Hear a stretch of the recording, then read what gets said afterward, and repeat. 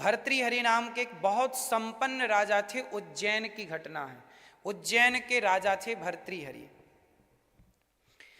उज्जैन के राजा थे, अच्छी शासन था, अच्छा शासन था, धन धान्य की कमी नहीं, सम्राट थे। उस समय भारत की राजधानी उज्जैन हुआ करती थी। उस समय भारत की राजधानी क्या हुआ करती थी? उज्जैन। बड़ा वर्चस्व था उन राजा का, भर्तृहरि जी का। उच्च कोटि के राजा थे। अच्छा, वो अपनी पत्नी से बहुत प्यार करते थे। उनकी पत्नी बहुत सुंदर थी। वो पूरी जान की तरह उनको प्यार करते थे। पत्नी के सिवा कोई नहीं दिखता था। बहुत प्यार, बहुत प्यार। एक दिन क्या हुआ, कोई ब्राह्मण आया दरबार में, महाराज मैं आपको कुछ देना चाहता हूं पर मुझे एकांत चाहिए। राजा पंडित जी को अकेले में ले गए। पंडित जी ने कहा, महाराज मैंने तपस्या की तो तपस्या से मुझे देवताओं ने ये फल दिया है। कहा है कि जो ये फल खाएगा सदा जवान रहेगा, सदा निरोगी रहेगा। क्या रहेगा? जवान। जवानी ऐसी आ जाएगी जैसे जवानी 20 साल के लोगों के अंदर जवानी होती है, भर जाएगा जवानी से। राजा, मैंने तपस्या की है, देवताओं ने फल दिया। ब्राह्मण बोला कि मैं इस फल को खा के क्या करूंगा, मैं तो तपस्या करके आत्म कल्याण चाहूंगा, लेकिन आप राजा हैं, मेरा राजा सदा जवान रहेगा तो समाज की सेवा करता रहेगा, ये फल आप खा लो। भर्तृहरि ने फल ले लिया और पंडित जी को कर दिया विदा, दान दक्षिणा दे के लो। अब भर्तृहरि ने सोचा कि ये फल मैं खाऊंगा तो मैं सदा जवान रहूंगा, लेकिन मैं तो प्यार करता हूं अपनी पत्नी से, यदि पत्नी को फल देता हूं तो सदा वो जवान रहेगी और उसकी जवानी का मैं सुख लेता रहूंगा, तो मेरी पत्नी फल खाए, मेरी पत्नी जवान रहेगी। भर्तृहरि ने अपनी पत्नी को दिया, देवी मैं तुमसे बहुत प्यार करता हूं, ये फल तुम खाओगी सदा जवान रहोगी, ये ले लो। तो पत्नी बोली, स्वामी मैं पहले भोले बाबा का दर्शन कर लूं, पूजा कर लूं, फिर ये फल खाऊंगी। ठीक है। महाराज चले गए अपने काम में। अच्छा, पत्नी का चक्कर था राजा के सेनापति से।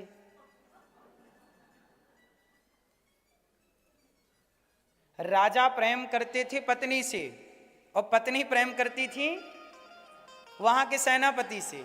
सेनापति को बुलाया, आओ आओ, सुनो ये फल तुम खा लो, क्योंकि ये फल खाने से ना तुम सदा जवान रहोगे। और सुनो, मेरे प्राण तो तुम में बसते हैं सेनापति, यदि तुम खाओगे सदा जवान रहोगे तो अपनी जवानी से मुझे संतुष्ट करते रहोगे, तुम्हारी जवानी का मैं उपभोग करती रहूंगी। ठीक है। अब सेनापति ने ले लिया फल, बोले महारानी कोई आना जाए, मैं अकेले में जाके खाता हूं। रानी के पास से चला गया। अच्छा, वो सेनापति ना वहां की एक नर्तकी थी, नाचने वाली, वो सेनापति उससे प्यार करता था। नहीं, ये कहानी सत्य घटना है, ये बहुत सत्य घटना है, कोई अपवाद नहीं सुना रहा हूं मैं। सेनापति नाचने वाली से प्यार करता था।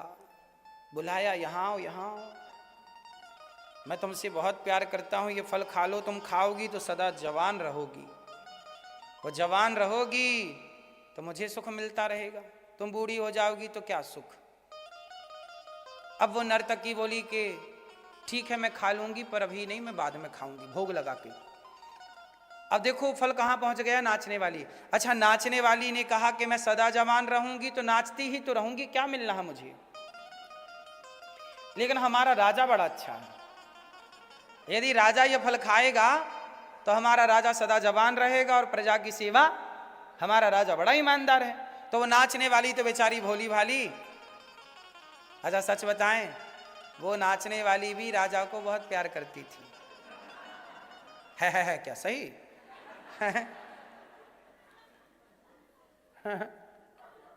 मैया वो नाचने वाली राजा के दरबार में नाचती थी, तो वो भी सोचती थी राजा कभी मिलेंगे अपने को, तो वो राजा के लिए ना नाचती थी। वो जब भी कमर लचकाए, अपने शरीर के अंग लचकाए, तो किसके लिए, इम्प्रेस किसे करना है, राजा को। उसके मन में भी राजा का दिल, मतलब राजा के लिए दिल धक धक धक धक धड़कता रहता। अब वो गई कि शायद राजा आज खुश हो जाएंगे, वाह देवी तुमने मुझे बढ़िया फल दिया। गई, महाराज मैं आपके एकांत में मिलना चाहती हूँ, थोड़ा मुझे। राजा बोले क्या है? बोले ये फल लाई हूँ आपके लिए, आप खाओगे सदा जवान रहोगे। मैं खाऊंगी, क्या करूंगी? राजा बोले ये बता ये फल तेरे पास कहां से आया?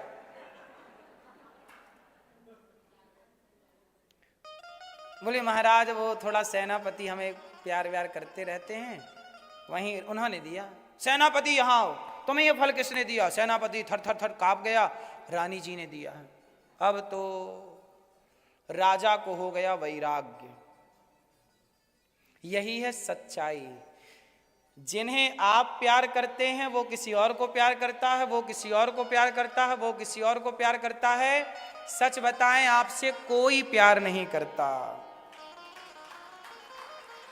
यदि दुनिया आपको राम राम कहती है तो उसका कोई स्वार्थ होगा, इसलिए आपको राम राम कहती है। आपके पास कुछ होगा तो लोग आपको प्यार करेंगे, स्वार्थ से प्यार करता है। आज के जमाने में कौन किससे प्यार करता है? कुछ है आपके पास तो आपके अगल बगल में बहुत हैं, और आपके पास कुछ नहीं है तो आपके पास कोई नहीं। सुख के सब साथी, दुख में न कोई। मेरे राम तेरा नाम, तेरा नाम एक साँचा दूजा न कोई। जीवन आनी जानी छाया, झूठी माया झूठी काया। फिर काहे को सारी उमरिया, फिर काहे को सारी उमरिया। पाप की गठरी ढोई, सुख के सब साथी, दुख में न कोई। ना कुछ तेरा ना कुछ मेरा, ये जग जोगी वाला फेरा। राजा हो या रंक सभी का, राजा हो या रंक सभी का। अंत एक सा होई, सुख के सब साथी, दुख में न। अब आप बताओ कि आपसे प्यार कौन करता है? कौन? आपसे प्रेम भगवान करते हैं, और आप भी भगवान से प्रेम करो। संसार से प्रेम, संसार में जिम्मेदारियां हैं ना बेटी की, बेटा की पूरी करो। बेटी को शादी ब्याह कर दो, बेटा को शादी ब्याह कर दो, पढ़ा लिखा के खड़ा कर दो। और प्यार में क्यों पढ़ना? बेटी तुम्हें बहुत प्यार करेगी तो भी मिलना क्या है? बेटा तुम्हें बहुत प्यार करेगा तो भी मिलना क्या है? पति तुम्हें बहुत प्यार करेगा तो भी क्या दे देगा? पत्नी प्यार करेगी तो क्या दे देगी? पर भगवान प्यार करेंगे तो आपका लोक परलोक दोनों सवर जाएगा। जिसे प्यार करने आए हो उसी को प्यार करो। संसार के झूठे प्यार में उलझो ना, ये सब ठगने वाली बातें हैं। ये दुनिया का प्रेम ठग लेता है। बोलो हाँ, क्या मिला? तो आप ये मत सोचो कि अच्छा ये बताओ, आजकल भी तो यही हो रहा है ना। एक वो लड़का था, वो अपनी पत्नी से बहुत प्यार करता, पर वो किसी और से प्यार करती और अपने वाले पति को काट के ड्रम में पैक कर दिया। तो जो तब हुआ वही तो आज भी हो रहा है। बोलो हाँ। एक पत्नी अपने पति को ले गई हनीमून मनाने के बहाने, चलो, और ले जाके खाई से ढकेल दिया।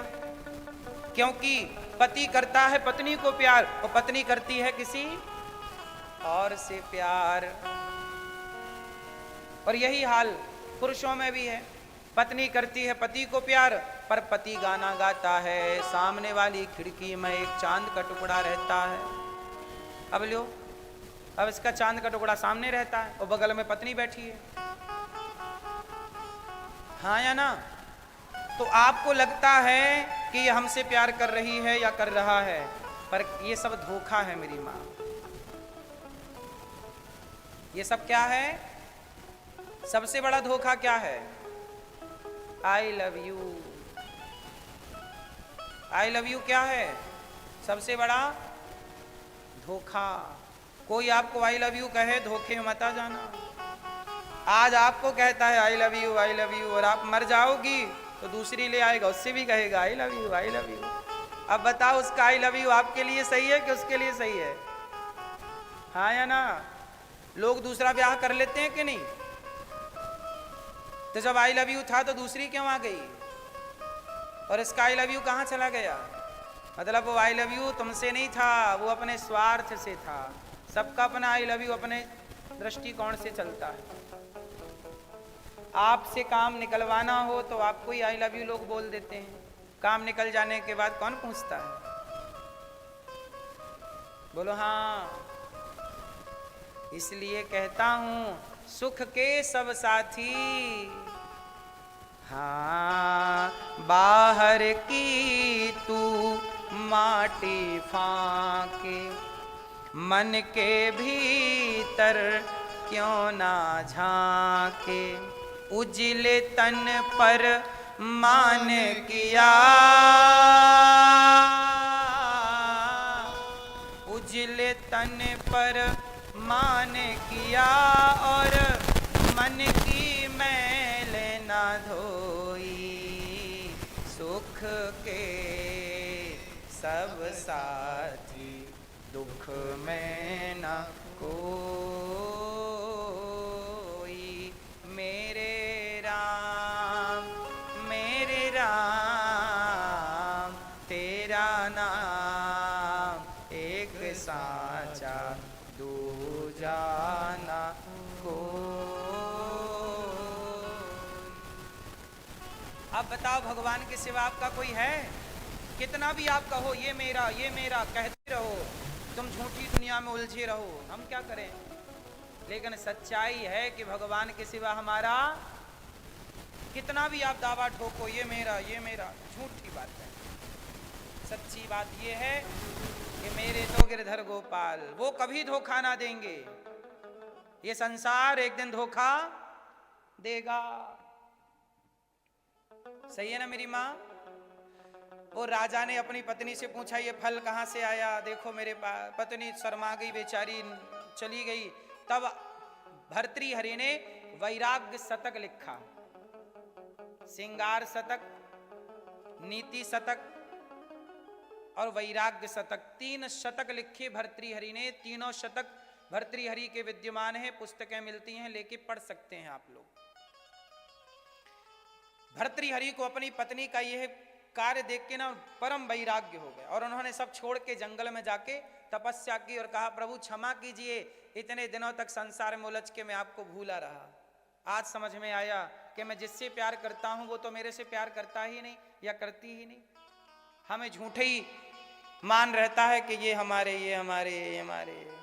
भगवान के सिवा हमारा। हाँ, कबीरदास जी कह रहे कोयलिया बोली रे,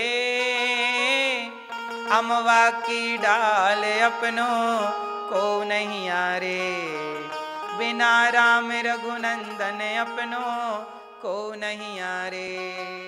कोई नहीं है। बाग लगाए बगीचा लगाए और लगाए केला रे भैया, और लगाए केला। इस पिंजरा से हंस निकल गो, रह गो चाम अकेला, अपनों को नहीं आरे, बिना राम रघुनंदन अपनों को नहीं आ। कोई नहीं है साहब।